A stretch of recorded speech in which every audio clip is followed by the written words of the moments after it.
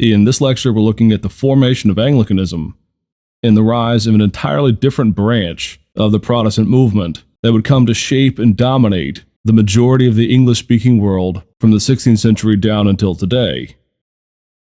And to begin with, we have to make sure we understand what Anglicanism is and what it has come to be. One of the strange things for new students to the study of the Reformation is the extent to which Anglicanism is an enigma.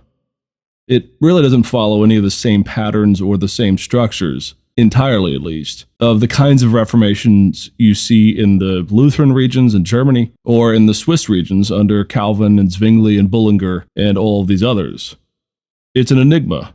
At times, the Anglican Reformation appears to be a top-down imposition of the Protestant movement onto a relatively unwilling populace.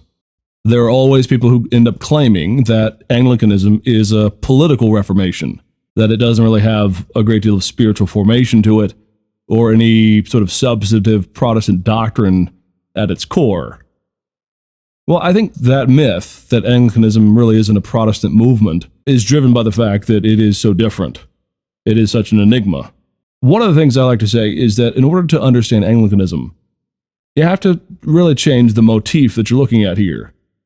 We are so used to Luther's somewhat explosive Reformation, or some of the explosive reformations that you see in Switzerland, in France, and in other parts of Europe, where it seems that almost overnight, you go from an overwhelmingly Catholic populace, maybe disgruntled, to suddenly you have a real core of those who are Protestant leading the charge for a Reformed or Reformational church.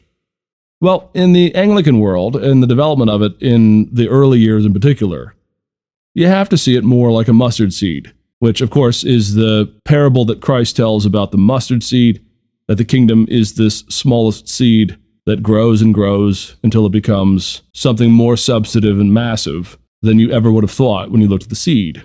But it's still a reformation. The reason it can be useful to describe it as a mustard seed, though, is because at one point in the early Anglican movement, the early English Reformation, you can really count on one hand the number of people who are in favor of the Reformation there in their country. The other thing is, and this frankly is underappreciated, so many of the founders and the formers and the shapers of what would become known as Anglicanism end up being martyred or killed for their faith. And that really is something that ought to be appreciated. No one, frankly, in the Lutheran Reformation, and really only Zwingli in the Swiss Reformation, ever really died for their faith in the sense of being slaughtered, being burned at the stake. And so what happens over time is the Anglican movement, the Protestant voice, in England at times does take a more political tone, but this is due in large part to the fact that it had to take a political tone. In England, the will of the king, or later the queen, is ironclad in the shaping of the church. And there really is nothing to compare that to on the continent. Zwingli has to stand before the city council to defend his Reformation and to get it applied there in Zurich. Calvin lived most of his life under the thumb, or at least at friction with the city leaders. But no one had a king like Henry VIII, changing things seemingly with a flick of a wrist. The other factor that we now appreciate more about the English context than we ever really did before is just how inhospitable it was to the Reformation. If you were to plant your feet at the year 1500 and you were to cast about looking for, frankly, the one country that we would believe is the least likely to accept the Reformation, it would be England. A lot of the problems that we have on the continent, things like uneducated clergy or clerical abuse of maybe celibacy or of their power, really doesn't happen in England. You have a really educated clergy. You have a real tight-knit band. If there are problems in the English church, the clergy root it out and get rid of it. And the educational factor is important because a lot of what Luther and Calvin and others are asserting is an alternative understanding of the gospel. It's an intellectual principle, you might say, not entirely, of course, but it's a theological biblical argument that they're making, that the church is wrong and needs to change. And if you have an uneducated clergy, you really don't have the resources to fight it. Well, in England, they did. They had plenty of resources. More importantly, though, the king, the sovereign over England, was really in tight with the papacy. And we'll see this as we go on. from Henry VII to Henry VIII for a number of decades, in fact, for roughly 15 years after Luther's Reformation gets going. There is nothing hospitable to the Lutheran message. Well, the question then is just what happened? How do we go from a devout Roman Catholic country of England to what we now know it to be, which is a real fusion of church and state in a Protestant ethos, in this Anglican ethos? Well, to tell that story, we have to go back into the latter Middle Ages. All of us will be aware of something called the Wars of the Roses. Now, notice the language there. It's wars, it's multiple wars, it's not a single war, and it's the Wars of the Roses. Well, what is this all about? Well, unfortunately, all of this sort of language comes from none other than Shakespeare, who later, during the Elizabethan and Jacobean periods, roughly a century or more after the end of the Wars of the Roses, it's Shakespeare who applies to the two houses that were vying for control over England the emblems of the white rose and the red rose. Shakespeare really borrows it from an earlier chronicle, etc. But even in the chronicle, it's not used to the great effect that Shakespeare uses it in his plays. Well, the Wars of the Roses ever since have been known as this, and we do still use the red rose and the white rose as more like an analogy or as an emblem to remember the differences here. No one, though, in the Wars of the Roses would have actually seen themselves full stop as being really identified merely by the color of a rose.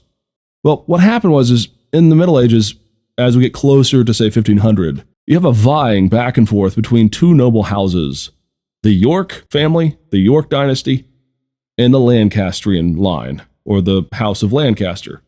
And the way the roses sort of divide up is the York side is considered to be the white rose, and the Lancastrian side is said to be the red rose. Well, for a long period of time, both of these houses really trade off back and forth. Who is going to be king or the sole ruler of England? Back and forth, different dynasties rise up and cast off the other one. Well, both sides actually go back to a single family, the Plantagenet family, and there's all kinds of dynastic squabbles back and forth. We're not going to go into all of that. But it is actually quite dramatic. It's a bit of a soap opera at times. Well, as it happens, the end, really, of the Wars of the Roses happens in 1485, in the Battle of Bosworth Field. And this pits Henry VII as the claimant to the Lancastrian side against Richard III of the Yorkist side. Now, it's important to realize here, Henry VII really had not much of a claim to the throne. His name was Henry Tudor. Henry Tudor traced his lineage back not to a king or a queen, or even to a lesser son from the noble houses, but, if you can believe it, to a queen who, when her husband died, she took on a lover, and she married one of the sort of men of the entourage there in the court, a man by the name of Jasper Tudor. And it's from that line that the Tudor dynasty is descended. Now, make note, this is not a dynastic claim. Dynasties are arranged according to the male line, typically. Very, very rare can you go back and find a female line. But the Lancastrian side had been whipped, and so the next best thing was Henry. Well, for most of us, the Battle of Bosworth Field in 1485 is something we're not necessarily familiar with, but I can tell you right now, we're all familiar with one of the great slogans that Shakespeare came up with in his play Richard III. At the Battle of Bosworth Field, Richard III is said to have been knocked from his horse, and in the play he says, famously, a horse, my kingdom for a horse." And we all know this line, even if we don't know the context. Well, the context is Richard III is essentially being bested on the battlefield. Henry's troops are about to win, and Richard III essentially says, "Have the kingdom, that's fine. I just want to live. Give me a horse and you can have it." But that doesn't happen, and Richard III is slain. And as a result, the Tudor dynasty comes to the throne. Now, we see this even today. If you've ever seen the Tudor Rose, what happens is Henry actually ends up marrying a princess from the Yorkist side, Elizabeth of York. Again, notice the name York. She's from the White Rose side. Well, Henry being a Lancastrian, the intermarrying here is one of the real pivotal moments where the Wars of the Roses cease, because now any lineage, any issue between Henry and Elizabeth is now believed to be bringing both of these sides together. And it's for that reason that whenever you see a Tudor rose, it's a red and a white rose intermixed. Now, what does all this have to do with the English Reformation? Well, put simply, it means that the Tudor dynasty, the very dynasty that will shape all of Anglican history for its first century, has a weak claim to the throne, And if it's going to maintain its claim, having now really, in a manner of speaking, ripped the crown off the sitting king's head and placed it on the head of Henry VII, if it's going to keep its dynasty, it's going to need heirs. And in particular, given the status of lineage and heritage in this day, they're going to need male heirs. That is really the crack in the armor that will eventually become a sort of yawning chasm that allows Protestantism to flood into England. Because when you fast forward, Henry VII's son, Henry VIII, the great king that is beloved and well-known, there's Showtime miniseries about this character, etc., all kinds of movies and Hollywood adaptations of this man. To this day, in fact, Henry VIII is always ranked amongst the top 2 or 3 most beloved kings in English history. Well, Henry VIII is the man who brings Protestantism to England. But notice, it's the dynastic problem in particular that's going to really vex Henry. The story of Henry VIII's involvement with Protestantism is a complex one, and it's not always easy to summarize. But needless to say, from roughly 1509, when he came to the throne, until the late 1520s and on into the 1530s, Henry VIII was a devout Roman Catholic. A lot of this is driven both by personal faith. Henry was very conservative in his theological outlook. But it's also driven by the fact that those who have weak claims to the throne very often will buttress their claim through allegiances to people like the Pope. If the Pope likes Henry, well, he's not going anywhere. No one's going to usurp him and overthrow him. And it's during these early years, in particular, where you see Henry at his most ferocious against Protestantism. Protestant books are banned regularly in England. Henry, to the day he died, hated Luther. In fact, in 1521, Henry VIII himself sat down to write a theological treatise against Luther, entitled The Defense of the Seven Sacraments. And the Pope loved the book. He thought it was great. In fact, he loved it so much that he gave a title to Henry, the title of Defender of the Faith. And this is a title that actually is still taken. It's still part of the English monarchy's identity. If you go look at a British pound, you're going to still see things like DF there inscribed, which to this day means Defender of the Faith. Now, of course, today it's Protestant faith, not the Catholic faith, but the origin of that title, the origin of that name, comes from the years when Henry was pretty blistering against Protestantism. These early years are the years of William Tyndale. William Tyndale eventually spends, frankly, the majority of his life in exile down in the Netherlands regions. William Tyndale was a committed Protestant, and he spent the majority of his life translating the Bible into English. Well, it's telling that by the end of his life, Henry actually had William Tyndale killed. He was captured in the Netherlands, churned over to the state, and he was strangled and then eventually burned. So again, in these early years of Henry VIII's reign, from 1509 until roughly the late 1520s, there is no fertile ground for Protestantism. Henry is seeking them out, and if he finds them, they are burned or executed, or at the very least exiled. Now, this raises one minor point that's worth noting now. Typically, the story of the English Reformation tells the story of this widespread sort of quasi-Protestant movement called Lollardy. And the Lollards get their name and their origin from John Wycliffe, the medieval Oxford professor who led something of a Reformation there, and who championed, amongst other things, the vernacular scriptures, the scriptures in English. Well, the old story is that there was this widespread native Protestantism, you might say, that syncs up a bit with Protestantism, and it's already this fertile ground. What we now know, though, is that the presence of Lollards was pretty piecemeal and pretty weak. There were Lollards around, but by and large, they were pretty reclusive. They didn't always come out. And it was certainly not widespread enough to bolster or propel England or Henry VIII or anyone into the Reformation. No, in fact, in England, under Henry, for the first, say, opening decade to 15 years of his reign, there is no Protestantism that's going to land on his soil if he has anything to say about it. Now, one last piece, one of the more famous stories, again, is of the University of Cambridge and something called the White Horse Inn.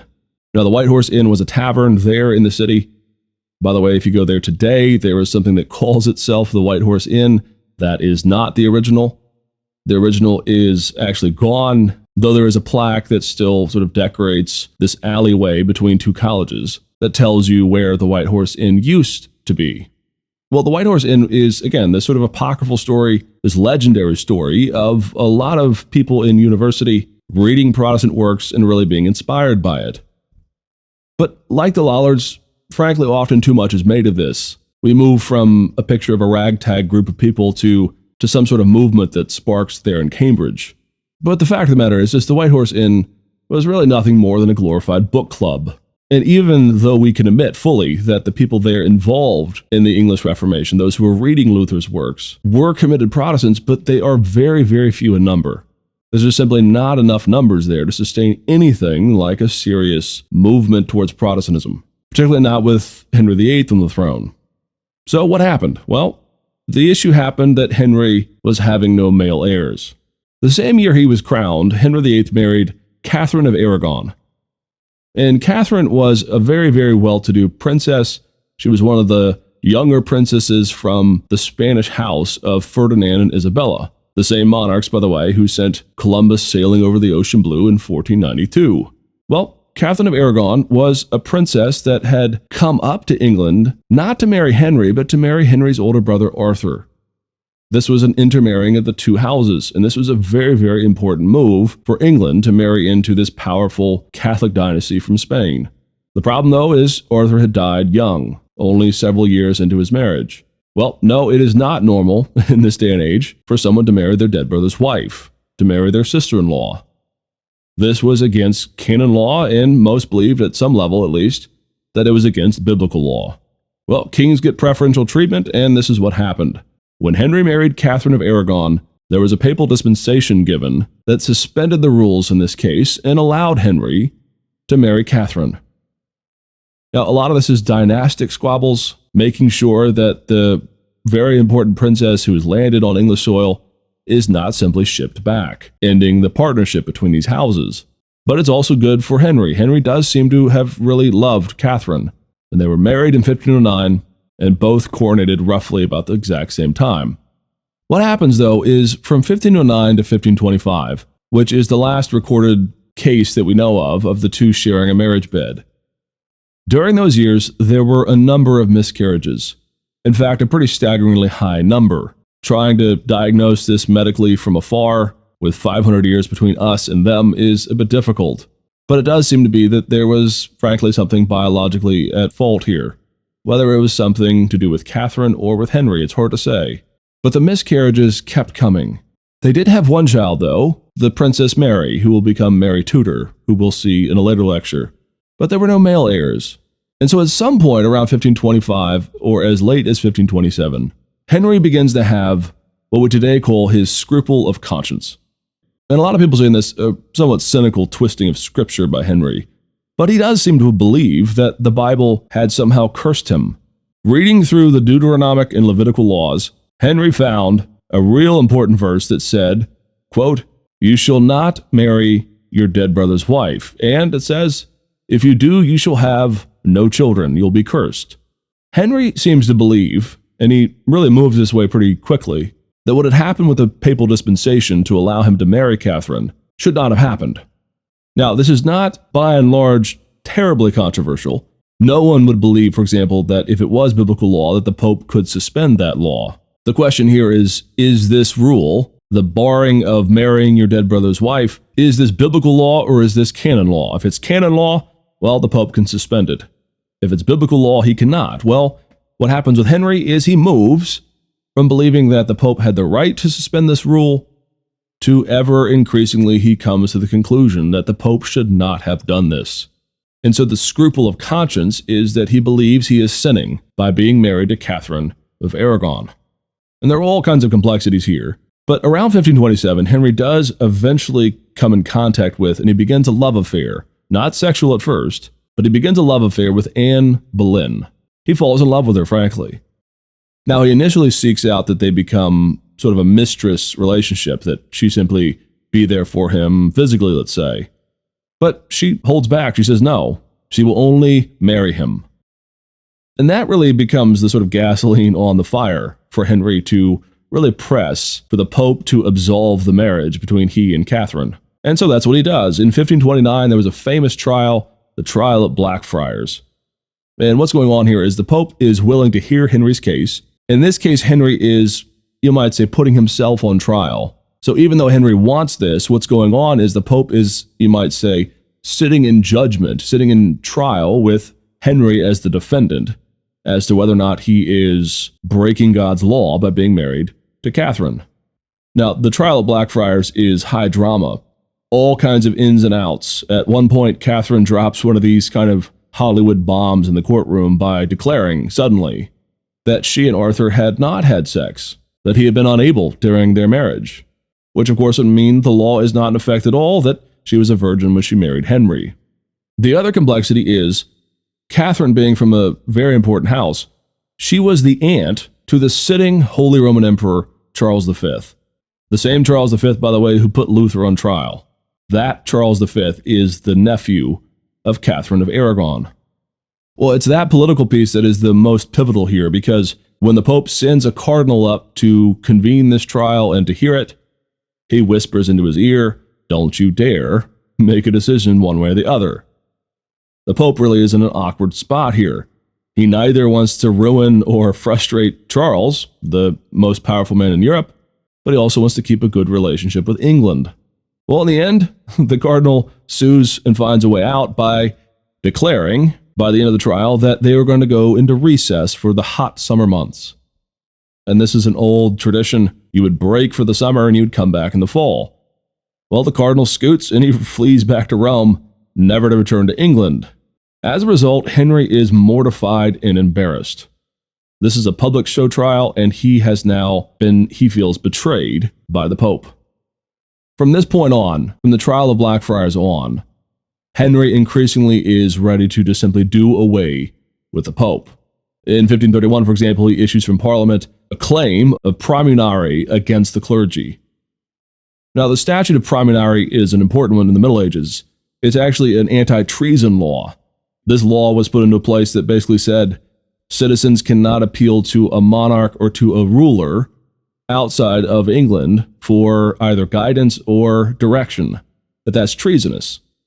If you're under the kingship of England, that is your sovereign. You do not ask, say, the King of Scotland or France what they think you ought to be doing. Well, notice, here in 1531, the statute of Praemunire is leveraged against the clergy. Why? Well, they are appealing to an outside ruler, this Pope guy down there in Rome. They are treasonous. They should be appealing only to their king. In this, you'll see, in fact, a kernel of where Henry VIII is going. He is essentially going to remove the Pope. Now, as we'll see, Henry doesn't want to get rid of traditional Catholicism, but he wants to get rid of the Pope. And so that's what he is beginning to do. And this all comes to a head in 1534 with the very, very important Act of Royal Supremacy. In the Act of Royal Supremacy, which to a greater or lesser extent is, you might say, still in effect today, with obvious exceptions and changes to that rule over the years, the Act of Supremacy declares that the king, the monarch, is the head of the church there in England. To this day, again, just to show that this is relatively still in effect, the Queen of England, Elizabeth II, is said to be the governor of the English Church, not of the Catholic Church or other denominations, but over the Anglican Church. Well, this begins here with Henry. Now, it's often sometimes said that Anglicanism is Catholicism without the Pope. That is a wildly anachronistic and false view of the history of Anglicanism. But if there's anybody who you might say actually is Catholic without the Pope, it's Henry. He wants the seven sacraments, he wants traditional religion, he wants at least the majority of the cultic and the ritual practices to remain, but he has now tossed the Pope out, here in 1534. Now, the problem with this, of course, is so much of the Catholic heritage and practice and belief is grounded on the Pope as the vicar of Christ and on his authority. One of the great jokes, actually, of Henry is that he is like a man who threw someone off the top of a steeple and ordered them to stop halfway down. Throw the Pope out of England, and so much of the Protestant message suddenly does begin to creep in. And it's actually very telling. Throughout a great number of the years of the 1530s, in fact, Protestants begin to insinuate themselves and come closer and closer and closer to Henry, and he begins to give them power and influence and authority on shaping not just the state, but also the church. In fact, it's during this moment, during these 1530s, when Thomas Cranmer, in many ways one of the main founders of the Anglican ethos through the Book of Common Prayer, which we'll look at later, comes to have a say or a voice in Henry's ear. Well, if that's Henry, if that's how the Anglican Reformation gets going, what are we to make of this? Well, a couple of things. You have to realize that while it is true that Henry started the Anglican Church over marriage and sex and babies, it would be wrong to believe that Anglicanism itself is founded on these reasons. Rather, you might say that Henry changed his mind about the authority of the Pope because of those issues for him personally. Rightly or wrongly, whether we think Henry is a saint or a sinner during this process, that itself is more the proxy war that starts Anglicanism. It's the scruple of conscience, in other words, that leads Henry to kick the Pope out. And it's that move, the disentangling of the monarchy from the papacy, that is the entree, that is the entry point for Protestantism to come to England. Now, it will take some time, but it is at this point that you begin to see a noticeable uptick in the amount of influence and the amount of sway that Protestantism begins to have in England. And you carry that forward for a century, and eventually you have jolly old Protestant England. Well, the first major lurch forward, because Henry, again, he kept pumping the brakes. He kept trying to stop too much Protestantism from coming into his land. Again, he hated Luther till the day that he died. But yet he had Cranmer as his right-hand man, as the Archbishop of Canterbury, who loved Luther and actually approved of his gospel. Cranmer was Protestant. Very, very complex. Well, the real lurch forward, you might say, came with the death of Henry and the rise of his son, Edward VI, to the throne. The strange thing about Henry is he did eventually have a son with his third wife. Edward was born, and because he was the male heir, he gets bumped to the front of the line, and so he is being groomed all throughout his life to be the immediate successor to Henry. Well, Edward was, believe it or not, raised and trained by Protestant tutors. Henry, and people are really sort of scratch their head about this. They're not quite sure what to make of it, but Henry does seem to kind of either take his eye off the ball, or he simply just kind of leaves it up to other people to determine who the best tutors will be for Edward. Well, given the influence and the sway of Protestants there in Henry's court, by no means the only figures there, but certainly a dominating voice, well, they eventually picked Protestant tutors. And so in a strange twist, Edward was raised, spending the majority of his life, in terms of at least his education, studying the scriptures, learning Protestant theology, and frankly becoming entirely ingratiated and ingrained with the Protestant faith. And so in 1547, when Henry died, there was a bit of a coup. There was a Privy Council, a sort of board of rulers that was set to rule for Edward until he reached the age of 18, which would be the year of his majority. Edward at this point is a boy king. He's only the age 9. But the Privy Council, the people ruling for Edward, were entirely, again, because of some intrigue there in the court, made up of evangelical Protestants. So again, almost overnight, you go from Henry VIII, who was pumping the brakes, to this boy king, Edward, who is being raised as a Protestant, and to the day that he died, there were all kinds of indications that he was a zealously committed Protestant. But not only that, you have a board governing on behalf of Edward, who are all Protestant. Well, it's the reign of Edward that you have this great lurch forward. All the Catholic monasteries and votaries and cultic shrines, etc., are suppressed and destroyed. Not only that, but despite the fact that the populace was still overwhelmingly Catholic, Cranmer, through the board, issued not one, but 2 books of common prayer. One in 1549 and one in 1552. Now, these books of common prayer are sometimes misread, and the misreading of them goes back, I think, to the misreading of what the context is. If you believe that England is overwhelmingly Protestant or Lollard, well then Cranmer's prayer books seem, on at least one surface level, to be pretty conservative. They seem to be relatively Catholic or Catholicizing. They're kind of a mixture of Catholic and Protestant liturgies. Not fully by any means. There's still only 2 sacraments, and the Lord's Supper is described as spiritual eating, not physical eating. It's hardly Catholic. But it's also not Swiss or German in the sort of overhaul of the liturgy and doctrine of the church. Well, if you flip that around and you realize that with the coup, with the takeover of the Privy Council under Edward and with Edward himself coming to the throne, and with the fact that Henry, not that long before, had sort of lurched England into this quasi-Protestant camp, what you ought to realize is that the populace is overwhelmingly Catholic. They don't want a Reformation still. And so when you actually look at the 1549 prayer book, the first one, it is piecemeal because what you see Cranmer doing here is slowly spoon-feeding the Word of God and the preaching and the liturgy of the church into a world, into a context that is overwhelmingly Catholic. Not only that, but there were count them, two massive riots in 1549 when the first one was issued by the Catholic populace. They knew what this was. They knew this was Protestant, and they knew that it was moving away from the traditional forms of worship that they had known. So the context really describes why the 1549 prayer book was somewhat halting, somewhat piecemeal. It also explains why just 3 years later, in 1552, Cranmer issued a second edition, this one overwhelmingly Protestant. He is taking one more baby step forward towards the Protestant faith. Well, the crisis at this point for Anglicanism, the problem, is that you have a populace, a laity, that has not fully embraced or become normatized to a Protestant ethos. You have a more top-down Reformation. Now, it's a myth to say that England is top-down and everything else is grassroots. Again, go to Zwingli's Reformation in Zurich. It's as top-down as you get. The city council just declares that they're going to be Protestant. And you see this in other cities throughout Europe as well. People just forget this fact when they look at England. But it is still a relatively top-down Reformation. It's still king-led, you might say, or government-led. But in a world before the separation of church and state, that's not all that verboten. The problem, though, is that Edward dies in 1553, just a year after the second prayer book was issued. In many ways, the death of Edward meant the death of a more, you might say, Calvinistic or Reformed or really kind of heady, robust Protestantism ever coming to England. The seed had only been but barely planted there in England. And, more importantly, with the death of Edward, there rose to the throne Mary Tudor. Mary, the daughter of Catherine, who, like her mother before her, was devoutly Catholic. And we'll look at the transition from Mary to Elizabeth in a later lecture, but you need to see this now.